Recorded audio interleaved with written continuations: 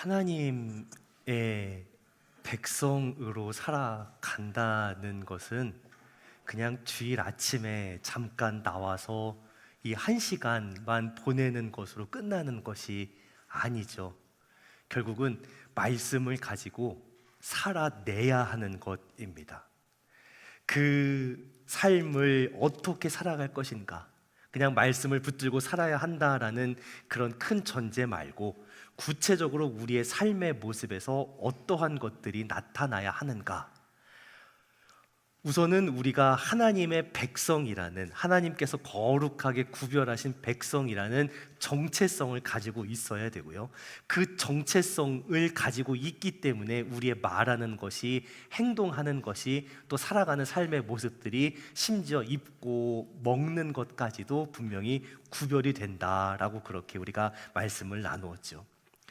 14장은 그렇게 하나님의 백성으로서 개인적으로 어떻게 살아야 될 것인가에 대한 말씀을 주셨다면, 오늘 함께 나누는 15장의 말씀은 공동체 안에서 우리 모두가 어떠한 삶의 질서와 원칙을 가지고 살 것이냐에 대한 말씀을 주십니다. 오늘 어린이 주일이죠. 성경에서는 우리 자녀들에게 마땅히 행할 길을 자녀들에게 가르치라라고 그렇게 말씀을 하십니다. 어떻게 가르칠 거예요? 벌써 한 9살, 10살만 넘어가도 자기 자아가 뚜렷해지고 말 안 듣는 이 아이들을 도대체 어떻게 키워낼 수 있을까? 어떻게 하나님의 말씀을 가르칠 수 있을까? 사실 말로 가르치는 건 소용이 없어요. 우리 모두가 어떻게 살아가고 있느냐를 보여주어야 합니다. 우리 교회 공동체 전체가 신앙 공동체 안에서 어떠한 질서를 가지고 어떠한 원칙을 가지고 살아가느냐 하는 그 모습이 우리 자녀들에게 자연스럽게 전수가 되고, 우리 아이들이 그 속에서 자라나고 그 질서와 원칙을 따라 살아가는 하나님의 백성으로 계속해서 자라가고 또 세워지게 될 줄로 믿습니다. 오늘 우리가 신앙 공동체 안에서 어떠한 원칙을 가지고 살아가야 할 것인가? 첫 번째 하시는 말씀이 뭐예요? 1절에서요. 매 7년 끝에는 면제하라는 아주 짧지만 어려운 말씀을 주십니다. 첫 번째 규정은 매 7년마다 돌아오는 안식년이죠. 이때가 돌아오면 모든 빚을 다 면제해 주라는 거예요. 지금도 뭐 개인회생이나 뭐 파산신청 같은 그런 제도가 있긴 하지만 신명기 15장 1절에서 규정하는 이 빚을 면제하는 규정은 훨씬 더 강력하고 적극적인 그런 규정입니다. 액수나 규모에 상관이 없이, 아무 조건 없이 모든 빚을 다 면제해 주라는 거예요. 면제의 규정은 이러하니라. 그의 이웃에게 꾸어준 모든 채주는 그것을 면제하고입니다. 그것을 면제하고, 이웃에게나 형제에게 독촉하지 말지니 이는 여호와를 위하여 면제를 선포했습니다. 아주 엄청난 말씀을 주시죠. 액수가 얼마였냐 따지지 않아요. 몇 프로 정도 갚았어야 개인회생이 된다, 파산신청할 수 있다도 없어요. 그냥 7년째가 되면 얼마를 꾸어준 사람은 다 그 빚을 면제해 주라는 거예요. 저는 이 말씀을 보면서 솔직히 그런 생각부터 가장 먼저 들더라고요. 아니, 과연 이 말씀을 누가 지키려고 들 건가 싶어요. 내가 돈을 빌린 입장이면 너무나 좋겠지만, 내가 돈 꿔준 입장이라면 이 말씀을 누가 지키고 싶어 하겠냐고요. 지금도 어때요? 그런 개인회생제도나 파산신청제도를 악용하는 경우가 있잖아요. 일단 빌렸으면 형편이 되는 만큼은 갚으려고 노력을 해야 되는데, 최선을 다해야 되는데, 7년째가 되면 빚을 다 면제받는데요. 그 규정을 처음부터 악용할 의도를 가지고 빚은 하나도 갚지 않아요. 쓸 것 다 쓰고 빚 하나도 갚지 않고 허랑방탕하게 살다가 7년째 딱 돼서 이 규정이 있으니까 나 빚 안 갚고 털었다라고 하면 이거 어떻게 해요? 그러니까 꿔주는 입장에서는 이 사람이 갚을 의지가 있는지 없는지 확인을 좀 해봐야 돼요. 혹시 안 갚으면 어떻게 할 건가? 그럼 뭔가 담보라도 잡아야 돼요. 그러니까 안 갚으면 담보는 넘어오고 나머지 빚은 탕감하겠다, 이렇게 할 수밖에 없어요. 더더군다나 7년째가 가까워지면, 안식년이 가까워지면 더 따질 수밖에 없죠. 정말 이 사람 남은 시간 안에 갚을 건지 안 갚으면 뭐 담보물이라 제공을 할 건지 당연히 내가 유리한가 불리한가를 따질 수밖에 없어요. 물론 그래도 신앙적으로 볼 때에는 우리가 알고 있는 이론으로는 뭐예요? 안식년이 가깝든 멀든 이 사람이 갚을 의도가 있든 없든 능력이 있든 없든 빌려주는 게 맞잖아요. 신앙적으로 보기에는. 그렇게 계산하는 것을 하나님께서 악한 생각이라고까지 말씀을 하시잖아요. 9절에서 너는 삼가 마음에 악한 생각 품지 말라. 7째 해 면전이 가까이 왔다고 해서 이 사람 안 갚을 거다 못 갚을 거다 그런 거 따지지 말고 주라 라고 그렇게 말씀하셨잖아요. 하나님이 그렇게 말씀하시면 어떻게 해요? 악한 생각을 버리고 빌려주는 게 맞다라고 이론으로는 알죠. 자, 그런 악한 생각을 버려요. 선한 마음으로 빌려줬습니다. 그리고 결국은 다 못 돌려받고 그 빚도 다 탕감을 해줘요. 자, 그런데 이 혜택을 받는 사람, 그러니까 돈을 빌렸다가 빚을 면제받은, 탕감받은 이 사람이 도덕적인 해이에 빠져서 이 하나님 말씀의 선한 의도를 악용하면, 아니면 나중에라도 악용했다는 것을 알게 되면 어떻게 해요? 그러니까 뭔가 주는 사람뿐만 아니라 받는 사람도 좀 지켜야 될 규정 같은 게 있어야 되지 않을까? 이 선한 의도를 악용하지 못하도록 하는 안전장치를 만들어놔야 되지 않을까라는 생각을 누구나 다 하잖아요. 근데 오늘 말씀을 읽어보면요, 받는 사람에게 뭘 하라는 규정이 전혀 없어요. 그렇죠? 다 누구한테만 적용이 돼요? 주는 사람에게만 적용되는 규정입니다. 주는 사람에게만. 돈 빌려주는 사람에게만 적용이 돼요. 혹시 돈 좀 빌려보셨습니까? 은행에서든 아니면 개인적으로든 어디선 돈 좀 빌려보셨어요? 누가 늘 의리예요? 돈 빌리는 사람이 의리죠. 온갖 거 다 해오라고 합니다. 그렇죠? 뭐를 담보로 내놓든 은행에서 온갖 걸 다 가져오라고 해요. 제가 교회 이제에서 리모델링 하면서 대출 2번 정도 해보니까 별의별 서류를 다 달라고 그래요. 서류를 들고 다니는데 한 이만큼씩 돼요. 재단에다 올려보내고 다시 회신받을 서류, 은행에 줘야 될 서류가 이만큼씩 나와요. 가방 하나를 메고 다녀야 되더라고요. 별걸 다 달라고 그래요. 돈 빌리는 입장은 늘 그래요. 근데 오늘 말씀은 어때요? 빌리는 사람은 아쉬울 게 없어요. 못 갚으면 많은 거예요. 빌려주는 사람만 일방적으로 불리해요. 당연히 따질 수밖에 없어요. 하나님 말씀 앞에 서는 사람은 이 말씀을 그냥 스쳐 지나가는 사람, 내가 이 말씀 안 지킬 거니까 상관없어 라고 생각한 사람은 이 말씀이 걸리지 않아요. 그런데 내가 이 말씀, 무슨 말씀을 순종해야지 라는 마음을 가지고 하나님 말씀 앞에 서는 사람은 이 말씀을 딱 받고 솔직히 하나님 이거 너무 불리한 거 아닙니까? 누가 이 말씀을 지키려고 하겠습니까? 라고 그렇게 물어볼 수밖에 없는 거예요. 마음을 완악하게 하지 말래요. 반드시 내 손을 펴서 8절에서요. 반드시 내 손을 그에게 펴서 그에게 필요한 대로 쓸 것을 넉넉히 구워주라십니다. 아니 이거 너무 불리하잖아요. 그래 줄 때는 주는 건데 받아야죠. 이거 어떻게 해요? 이 일방적으로 불리한 말씀을 누가 지키려고 하겠습니까? 더더군다나 2026년 현대를 살아가는 성도들에게 이 말씀을 저는 어떻게 설명해야 됩니까? 그저 네가 많이 가졌으니까 많이 가졌다고 일방적으로 희생하라고 하면 이거 성도들에게 뭐라고 설명하고 순종하라고 하겠습니까? 하나님 말씀은 영원하신데 오늘 우리를 살아가는 우리에게도 적용이 돼야 될 말씀인데 신명기 말씀을 들었던 기원전 1400년대 시절이나 지금 2026년 3000년이 지난 이 시절이나 사람의 본성은 다 똑같잖아요. 손해보지 않으려고 하고 다 계산하고 내 거 지키려고 하는 그런 본성을 가진 우리에게 이 말씀을 어떻게 적용할 수 있을까요? 주님, 고민이 되잖아요. 지키려고 하면 고민이 돼요. 안 지킬 거면 상관이 없지만 어떻게 이 말씀에 순종하시겠습니까? 한참을 고민하고 기도하고 묵상하는 중에 저에게는 그런 마음을 주시더라고요. 이 불리한 관계가 빌려준 사람이 빌려간 사람보다 더 불리한 이 관계가 어떠한 관계인지 아냐? 그게 바로 하나님과 너의 관계다. 하나님과 우리의 관계다라는 거예요. 하나님 우리에게 주셨습니다. 우리는 일방적으로 받았습니다. 일방적으로 주신 하나님, 일방적으로 받은 우리. 그런데 하나님께서 우리에게 베푸신 것만큼, 우리에게 베푸신 은혜와 사랑과 능력만큼 하나님 우리에게서 돌려받으신 적이 있냐라는 거예요. 우리에게 뭔가 은혜를 베풀어 주셨는데 우리가 그 은혜에 받은 것에 만분지 1이라도 제대로 보답해 본 적이 있냐라는 거예요. 우리는 그 은혜를 갚기는커녕 도리어 그 은혜를 잘 어떻게 하면 더 이용할까, 더 뽑아 먹을까만 생각을 하잖아요. 하나님은 아십니다.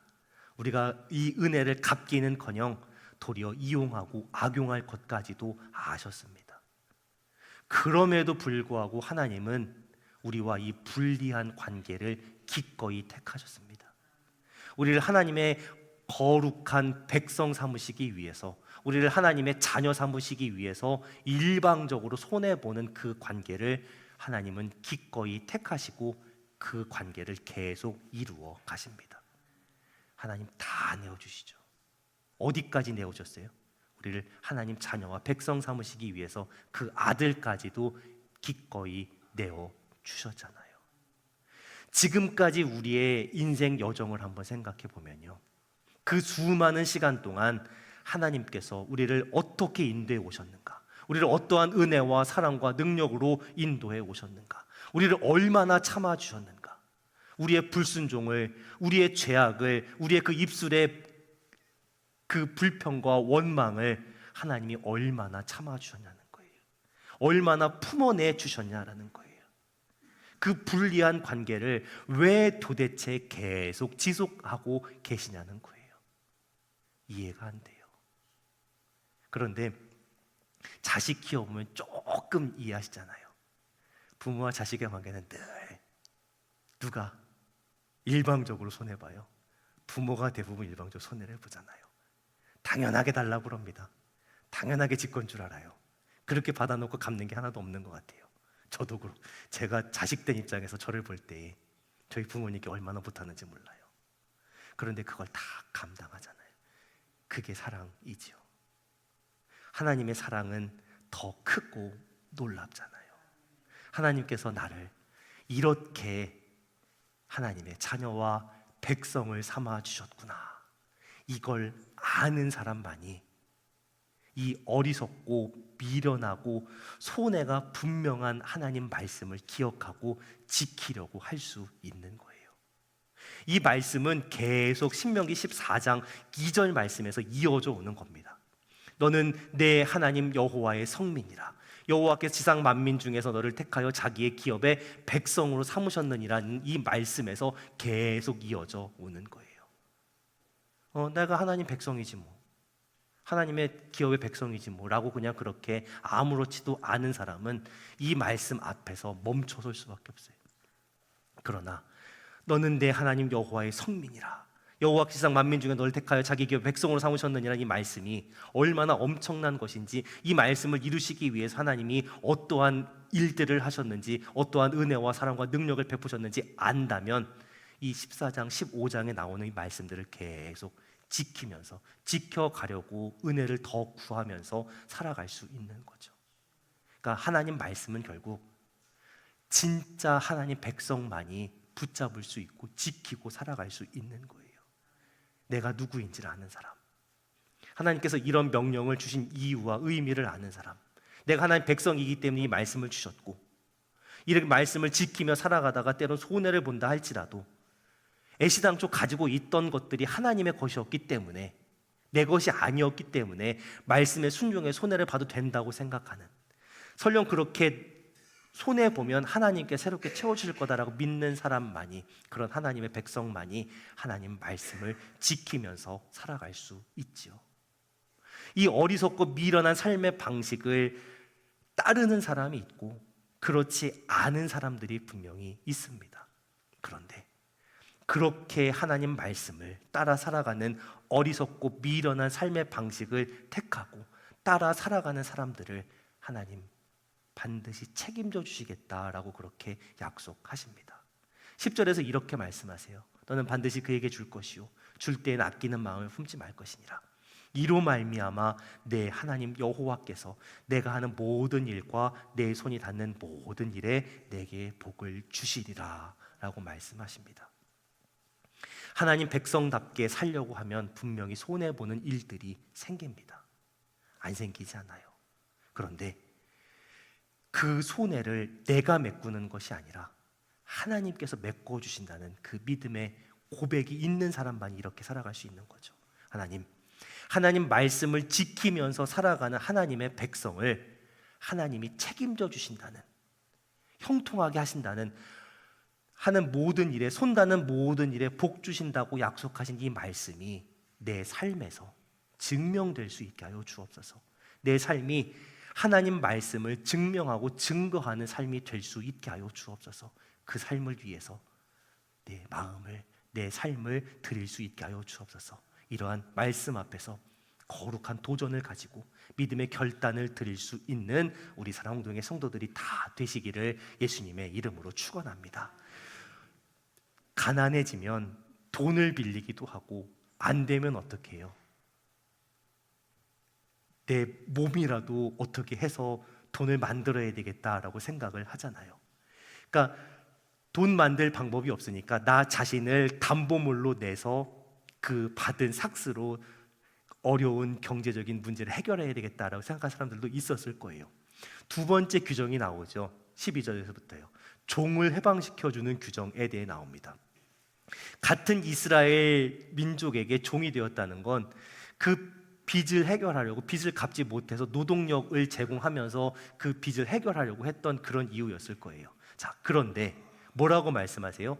그 빚을 다 갚지 못해도 어쨌든 7년째가 되는 해에는 그렇게 한 사람을 자유롭게 풀어주라 말씀하세요. 12절에서요. 내 동족 히브리 남자나 히브리 여자가 내게 팔렸다 하자. 만일 6해 동안 너를 섬겼거든 7째에는 너는 그를 놓아 자유롭게 할 것이요 라고 말씀하십니다. 그런데 그냥 단순히 풀어주기만 하는 게 아니라 뭐예요? 13절 14절에서 빈손으로 가게 하지 말고 후히 줄지니 라고 말씀하십니다. 후히 주랍니다. 후히 주라는 의미가 뭐예요? 명절 마지막 날 집에 돌아가는 자녀들 손에, 아무튼 손에 들지도 못할 만큼 이것저것 들려보내는 그 시골 어머니의 마음으로 그렇게 들려보내라는 그런 의미예요. 후히 주라는 겁니다. 근데 직역하면 목에 걸어주라는 거예요. 마치 메달처럼 자랑하라고. 자유를 얻어서 나가는 종에게 솔직히 그렇잖아요. 얼마나 힘들고 어려웠으면 내가 다른 사람 집에 가서 머슴살이를 하고 종 노릇을 하겠냐고요. 그런 고생을 한 사람이 위로가 될 수 있도록, 내가 이 모든 걸 다 해결했다라고 나가서 자랑이 될 수 있도록 풍성하고 넉넉하게 챙겨서 목에 걸고 들려서 내보내라 라고 그렇게 말씀하시는 거예요. 이것도 되게 어렵잖아요, 솔직히. 빚 다 탕감해 주는 것도 어렵고, 어쨌든 이 사람이 빚진 게 있는데, 그래서 와서 일했는데 그 일당으로 다 빚을 못 갚았는데, 야, 이 몸값도 안 받고 풀어주는데 뭘 챙겨주기까지 해 라고 당연히 생각을 하겠죠. 세상의 질서는 그래요. 세상은 사람보다 물질이 더 중요한 원리니까, 그게 질서니까 그렇죠. 하지만 하나님의 백성은 뭘 바라보고 살아요? 세상이 아니라, 돈이 아니라, 사람이 아니라 하나님 바라보고 살아가는 거잖아요. 14절 말씀을 다시 보세요. 후히 주는데 뭘 후히 주는 거예요? 약물이 타작마당 포도주 틀에 후히 주는데 내 하나님 여호와께서 내게 복을 주신 대로 주라는 거예요. 이게 내 힘으로, 내 노력으로, 내 수고로 만든 거라고 하면 당연히 못 주죠. 그런데 내가 지금 가지고 있는 이 풍성함이 하나님께서 주신 복이라고 생각하면 그때는 나눌 수가 있는 거예요. 하나님께 복 주신 대로 내가 축복의 통로가 되어서, 은혜의 통로가 되어서 나를 통해 이것들이 흘러갈 수 있게 하옵소서라고 고백하는 사람은 그걸 후히 주고 나눌 수 있는 거죠. 왜 그렇게 하라고 말씀하세요? 그 근본적인 이유, 신학적인 이유, 그렇게 해야 되는 이유는 구원의 은혜를 받은 사람이기 때문에 그렇다는 거예요. 15절에서 이렇게 말씀하시죠. 너는 애굽 땅에서 종되었던 것, 내 하나님 여호와께서 너를 속량하셨음을 기억하라. 종되었던 자를 구원해 주신 하나님의 그 은혜와 사랑과 능력을 기억하라는 거예요. 그것 때문에 이런 명령을 주신다라는 거예요. 하나님의 은혜로 내가 자유를 얻었다면 자유를 주어야 할 책임이 있는 거고요. 하나님께 내가 복을 받았다면 그 복을 흘려보내야 되는 거고요. 하나님께 내가 은혜를 받았다면 그 은혜를 기억한다면 당연히 은혜도 넉넉히 베풀어야 되는 거죠. 우사랑 홍동의 성도들이 세상의 기준과 원칙과 질서를 가지고 손해를 따지는 그런 모습이 아니라 축복의 통로가 되어서 하나님께서 복 주신 것을 계속해서 흘려보내고 더 많이 흘려보내고도 차고 넘쳐서 또 다시 나눌 수 있는 그런 삶을 살아가는 우리 홍동의 성도들 되시기를 예수님의 이름으로 축원합니다. 자, 그리고 세 번째 뭘 말씀하세요? 19절에서요.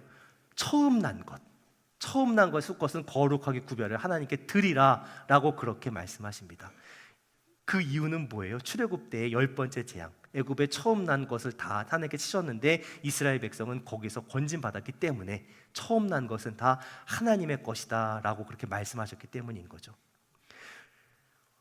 신명기 15장에 들어와서 처음부터 뭐예요? 7년째에는 면제하라, 모든 빚 다 갚아라 라고 하는 그 강력한 말씀을 처음부터 해놓으셔서 그런지 처음 난 것은 하나님께 드리라 라는 이 말씀은 좀 덜 무겁게 느껴져요.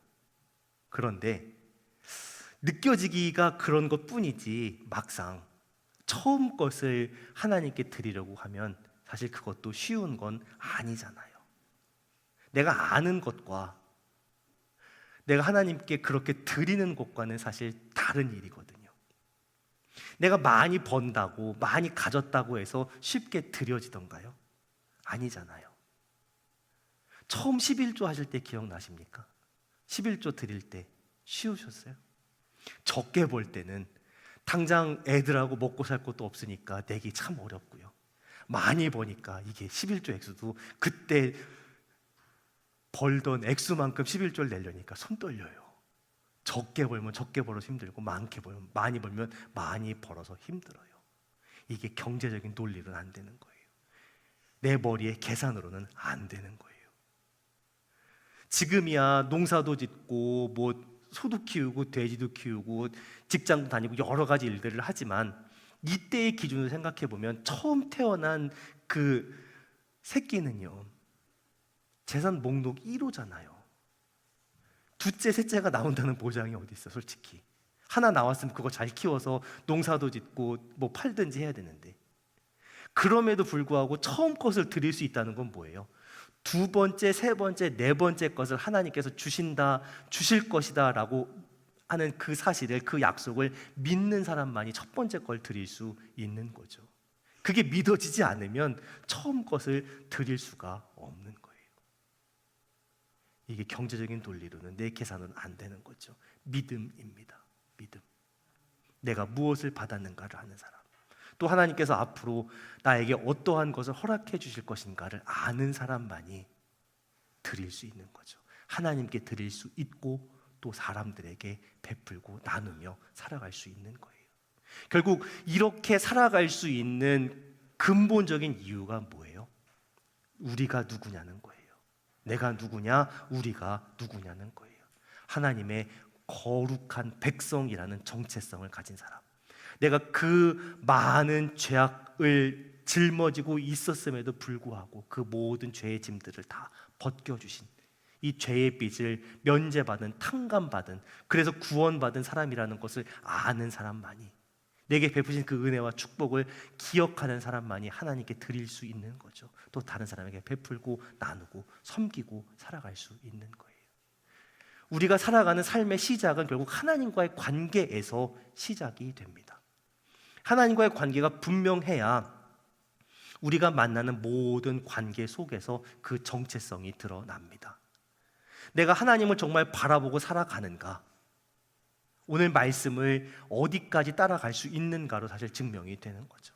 내가 하나님께 받은 은혜가 분명하다면 그 은혜를 다시 흘려보내는 은혜와 축복의 통로로 살겠노라라고 그렇게 마음을 드릴 수 있지만, 내가 하나님께 받은 은혜가 분명하지 않다면, 그 관계가 분명하지 않다면 나는 이런 삶을 살아갈 수가 없는 거죠.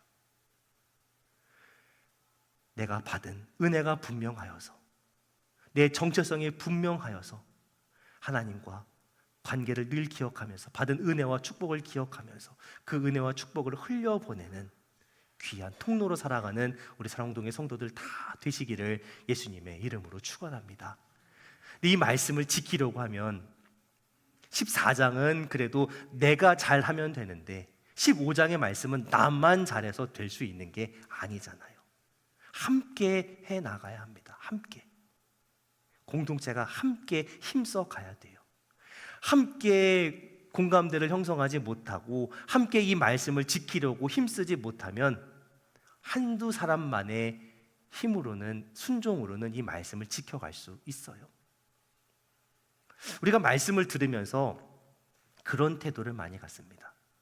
설마 하나님께서 성경에 나쁜 것을 말씀하셨겠는가? 나쁜 걸 명령하셨겠는가? 분명 좋은 걸 말씀하셨고 좋은 걸 명령하셨을 거죠. 목사가 앞에 나와서 강단에 서서 얘기를 하는데 이상한 소리는 안 하겠지라는 그런 생각을 하실 거예요. 자, 그런데 그게 나와 무슨 상관이 있냐? 나는 그냥 내가 살아온 대로 앞으로도 내가 살아간다, 내가 좋을 대로 산다라고 한다면, 그렇게 살아가는 사람들이 점점 더 많아진다면 하나님의 선한 뜻을 이루는 것은 불가능한 일이 되는 거죠. 하나님의 일은 한 사람 한 사람을 통해서 이루어지기도 하지만 하나님께서 세우신 공동체를 통해서도 하나님의 선한 뜻이 이루어져 갑니다. 그런데 좋은 말씀을 들려주신 건 들려주신 거고, 나는 그것과 상관없이 내가 원하는 대로, 내가 좋을 대로 산다라고 그런 사람들이 많아진다면 하나님의 뜻을 이루는 믿음의 공동체는 세워지지 못하는 거죠. 왜냐하면 하나님께서는 한 사람 한 사람에게 복을 주실 뿐만 아니라 그 한 사람 한 사람들이 모여있는 믿음의 공동체에게도 하나님 복 주기를 원하시기 때문에 그래요. 하나님께 주시는 복은 개인의 삶에만 국한되는 게 아니라 그 민족이, 그 나라와 백성이, 그 공동체가 이루는 일 가운데로 계속 확대되어져 갑니다. 6절 말씀에서 이렇게 말씀하세요. 내 하나님 여호와께서 내게 허락하신 대로 내게 복을 주시리니 내가 여러 나라에 꾸어줄지라도 너는 꾸지 아니하겠고 내가 여러 나라를 통치할지라도 너는 통치를 당하지 아니하리라 라고 말씀하십니다. 개인의 삶이 아니라 그 백성, 그 민족, 그 나라에게로 확대가 되죠. 말씀을 지켜 행하는 그 백성에게, 그 민족에게, 그 나라에게 하나님 강대국으로 만들어 주신다는 약속하시잖아요. 다른 여러 나라에, 내가 여러 나라에 꾸어줄지라도, 다른 나라가 경제적으로 어렵다고 해서 원조할 수 있는, 뭔가 꾸어줄 수 있는 그런 경제 규모를 가진 나라, 얼마나 강대국이에요. 다른 나라를 통치한답니다. 물론 식민 지배하는 게 아니라 다른 나라가 뭔가 정치적으로 혼란하고 어려울 때에 그 나라에 선한 영향을 끼칠 수 있는 그런 정치를 안에서부터 해야 밖에도 영향을 끼칠 수 있잖아요. 그런 경제를 가지는, 그런 경제 규모를 가지는 그런 정치를 할 수 있는 나라, 정말 그런 나라가 될 수 있기를 바라고 소원하고 기도합니다. 근데 정말 그런 나라가 되기를 바란다면요, 또 그런 나라를 우리 아이들에게 물려주기를 원한다면 우리가 하나님 말씀 순종하고 지켜 행하는 것부터 시작해야 된다는 거예요.